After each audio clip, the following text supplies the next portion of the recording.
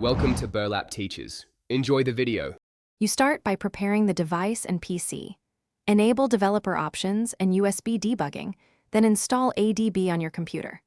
Once connected via USB or Wi-Fi, run a DB devices to confirm authorization. If the device prompts, accept the RSA key.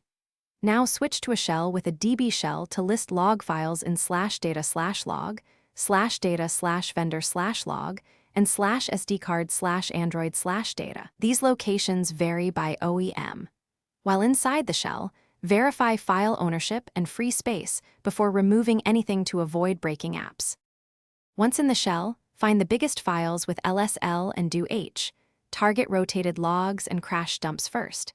If necessary, escalate with SU or use a DB root on user debug builds. Prefer truncating with file name or echo file name when you need to preserve inode links for running services. To delete, use rmf file name or rmref folder, but stop logging services first if possible. Make a temporary backup to /SD card or your PC in case you need to restore. Finish by restarting any logging services or rebooting the device so apps recreate needed files with correct permissions. Confirm freed space with DFH and scan for permission problems with LSZ or STAT. If an app fails to start after cleanup, restore your backup and inspect dmesc and logcat for errors. Incorrect ownership or SE Linux contexts are common causes.